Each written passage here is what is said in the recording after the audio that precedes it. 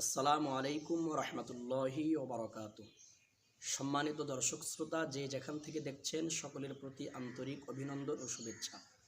সম্প্রতি একটি বিষয় নিয়ে সোশ্যাল মিডিয়ায় তোলপাড় চলছে, সেটি হচ্ছে বাংলাদেশ জামাত ইসলামীর সংগ্রামী আমির ডাক্তার শফিকুর রহমান সাতক্ষীরা জেলা কর্মী সম্মেলনে একটি বক্তব্য দিয়েছেন নারীদের পোশাকের ব্যাপারে।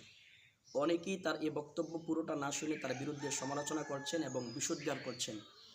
আমরা আপনাদের সকলকে বলবো, আপনার তার এই বক্তব্য পুরোটা শুনুন। তিনি কোথাও ইসলামের পোশাককে নিয়ে তুচ্ছ তাচ্ছিল্য করেননি, বরং তিনি ইসলামের যারা অনুসারী নয়, অমুসলিম যারা রয়েছে, তারা যেভাবে ইসলামী দল ক্ষমতায় আসলে নারীদেরকে ঘর থেকে বের হতে দিবে না অথবা তাদেরকে ইসলামের বিধান মানতে বাধ্য করবে, এই বিষয়টি ফুটিয়ে তোলার জন্য তিনি কথা বলেছেন যে ইসলামী দল অথবা ইসলাম যদি বাংলাদেশের মধ্যে কায়েম হয়ে যায়, অমুসলিমদেরকে ইসলামের বিধানের ব্যাপারে বাধ্য করা হবে না, তাদেরকে পোশাকের ব্যাপারও বাধ্য করা হবে না, তাদেরকে বোঝানো হবে তারা যদি ইসলাম কবুল করে তখন তাদের উপর ইসলামী বিধান কার্যকর করা হবে।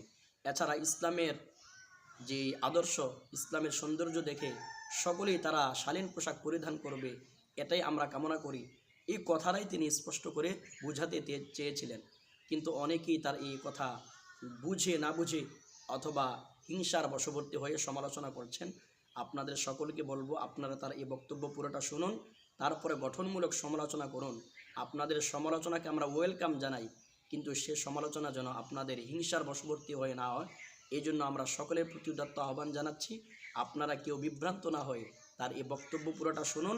তিনি ইসলামের পোশাকের ব্যাপারে এখানে তুচ্ছ তাচ্ছিল্য করেননি, বরং ইসলামের সৌন্দর্যকে তিনি এখানে ফুটিয়ে তুলেছেন।